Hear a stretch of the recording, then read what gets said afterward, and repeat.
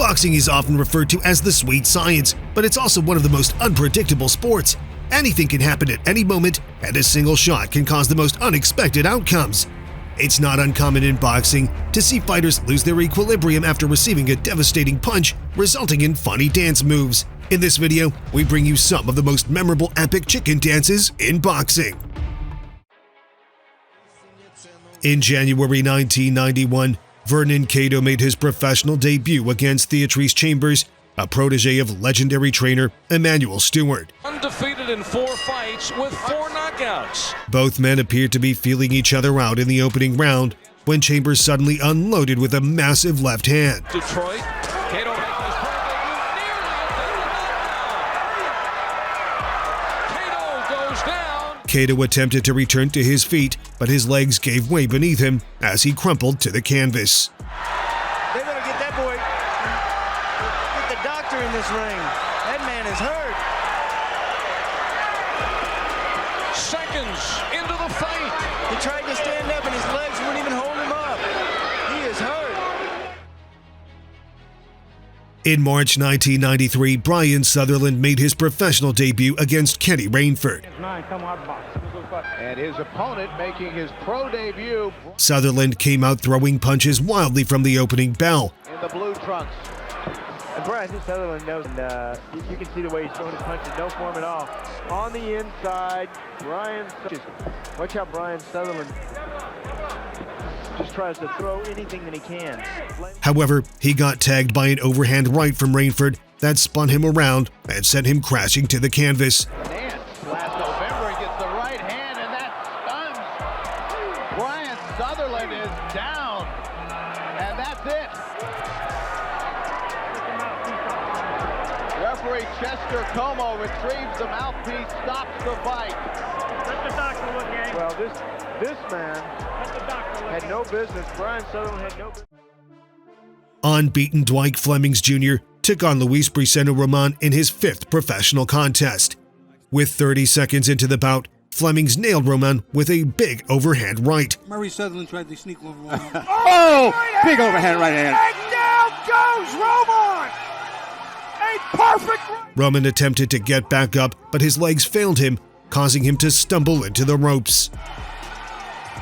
You can't teach power. Absolutely. And I think that young Flemings is a real deal. In August 2024, 2-time Olympic medalist Ivan Dychko faced Craig Lewis. The towering Dychko dominated the fight from the start, using his significant height and reach advantage to keep Lewis at bay. In the second round, Dychko landed a powerful right hand, followed by a left hook that sent Lewis crashing into the ropes, resulting in a knockdown. You talked about finding the range, Paul. He looks like he's found it. And that stabbed you. Lewis quickly got up, but was clearly outmatched. Dychko connected with another powerful right hand that turned Lewis into a dancer briefly. Oh, another beautiful one. They're waving this one off. With Lewis still on his feet. Chris, you talked about his durability. He ate that right hand pretty well. Yeah, I mean, he didn't go down on that shot. I'm surprised the ref stepped in. He didn't take many shots either. In July 1991, Frankie Mitchell and Kenny Weiss met for the vacant NABF lightweight title. Mitchell sent Weiss down with a barrage of punches in the second round.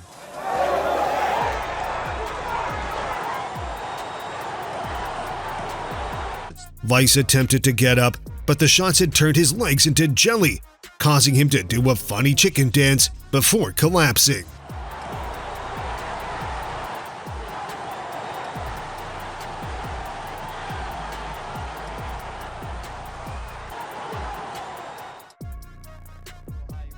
In this battle of unbeaten super lightweights, Luis Feliciano and Myquan Williams squared off in a 10-round bout. Williams was impressive against Feliciano as he easily dominated the fight from the start. Big right hand from Myquan. At speed. There it goes. Combination. Really good chop. Those legs are not underneath him. That might be the best thing for him to go right back down again. Williams looking to finish it right here, right now. Oh, good shot there. Big shots. Nice shots by Williams. Good Williams to the body. Smart there from Feliciano trying to hold. Sharp right now. And another right hand connects. Tiny. I felt like Feliciano took it better at the end of the round. He sure did. Then, midway into the 6th round, Williams connected with a terrific punch that left Feliciano on rubbery legs. Feliciano turning it up. But again, good right shot, hurt him again. And again with a right hand, and down he goes! Speed kills, guys. This one's going to be hard to recover from. I don't know, man. I don't know. In May 1993, John McClain took on unbeaten Ray Berry in an 8-round light heavyweight bout. Any questions? Take a chance, come out, fight. Good luck. McClain hammered Berry with hard shots to the head and body before landing a perfect right hand in the 3rd round. The impact of this shot forced Berry to do a funny dance before McClain put him down with the left hook.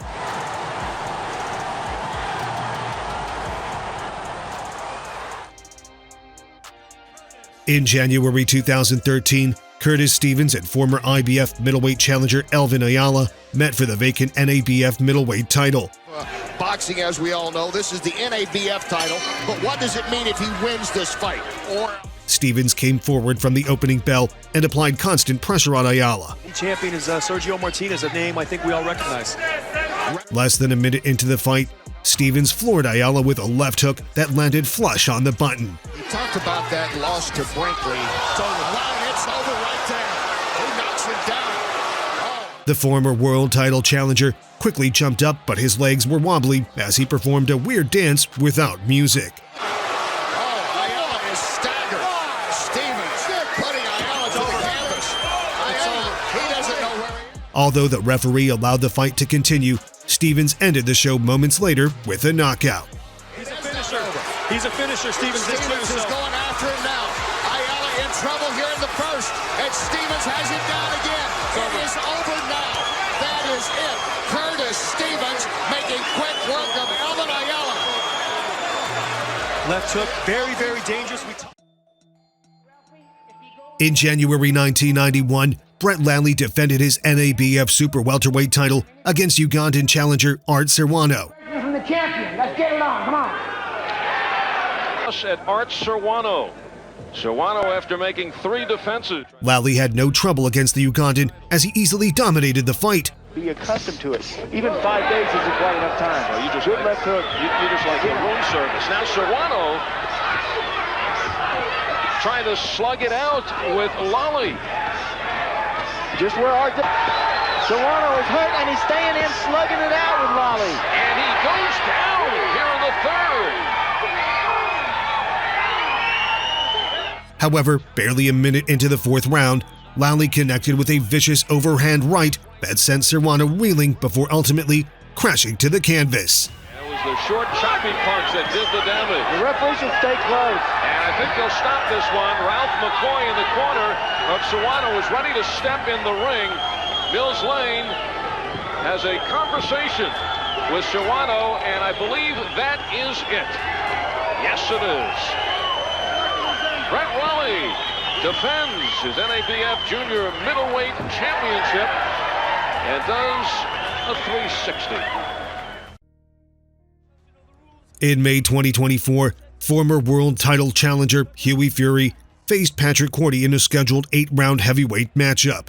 Fury, who was fighting for the 2nd time following a 3-year hiatus, caught Cordy with a vicious right hand that rocked him to his core. Fury just shorted it up. Cordy appeared unstable, and a follow-up assault from Fury forced the referee to step in and halt the contest. Fury and the referee has jumped in the middle of the pair of them and decided to save Patrick Cordy for another day, and I make that a timely intervention because he got him going with the right hand, put him on the... In November 1995, 2-time world heavyweight champion Tim Witherspoon faced the Hebrew Hammer Tim Puller. Yes. In a championship fight. Barely 30 seconds into the 2nd round, Witherspoon connected with a hard overhand right that buckled Puller's knees before putting him down with a sustained attack. Really made it hard for Witherspoon to look too good, but it is Puller who makes Witherspoon look terrific. here's why.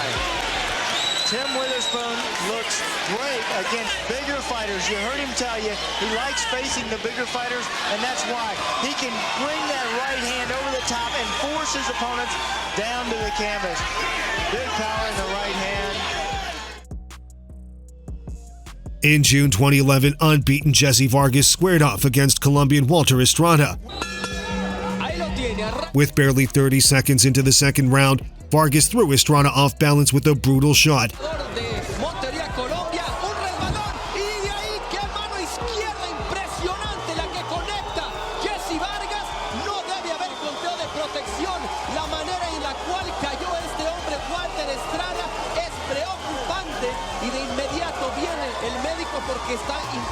Bueno, Bernardo, qué clase mano izquierda cuando estaba sin balance, lo vemos aquí. Following his loss to Mike Tyson, Carl "The Truth" Williams returned to the ring in July 1990 to defend his USBA heavyweight title against Melton Bowen. The bout got off to a competitive start as both men traded heavy punches. Bowen had his best moments in round 3 and had Williams stumbling back to his corner at the bell. However, Williams returned in round 5 and stunned Bowen with a huge right hand.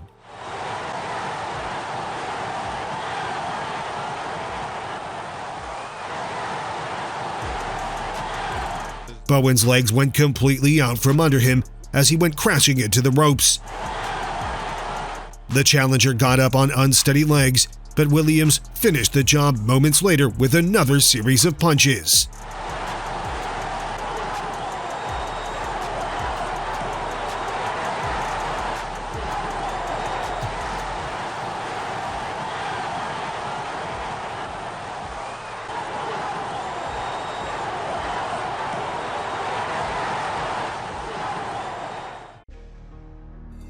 In June 2024, Matty Harris took on Belarusian journeyman Yuri Batsou in a 6-round contest.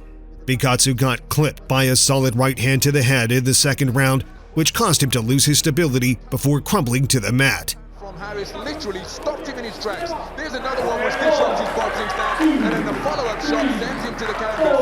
And that was a long time coming because that... The tough journeyman quickly got up, but he never regained his senses fully and was wobbly on his feet. Being disrupted.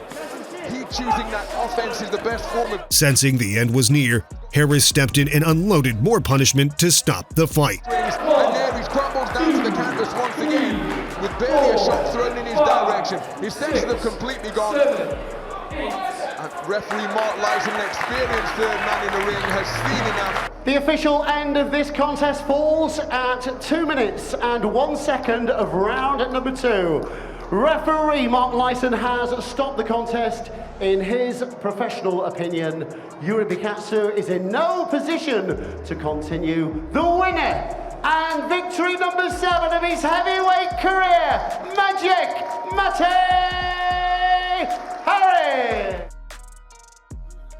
In September 2004, Leon Lawson III faced Argentine Luis Alberto Veron in a super welterweight contest.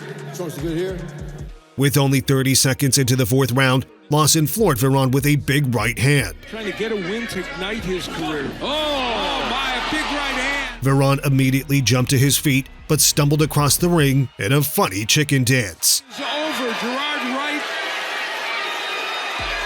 stops the action, and for the first time in America, Verona is stopped. And all those marquee people that did not. In May 1992, former IBF super middleweight title challenger Carl Sullivan took on the hard-punching Gerald McClellan in a scheduled 10-round contest. Knockouts, as we mentioned. McClellan can do it quickly, and here they come. McClellan displayed his incredible speed and power against Sullivan, rocking him with a hard right hand that turned his legs into spaghetti. Well, the more we talk to... Oh, the right hand! Staggers him. Another one, and down he goes. Fight's over. That's it. 40 seconds into the fight, Gerald McClellan with the first hard punch he landed, virtually ended it at that point.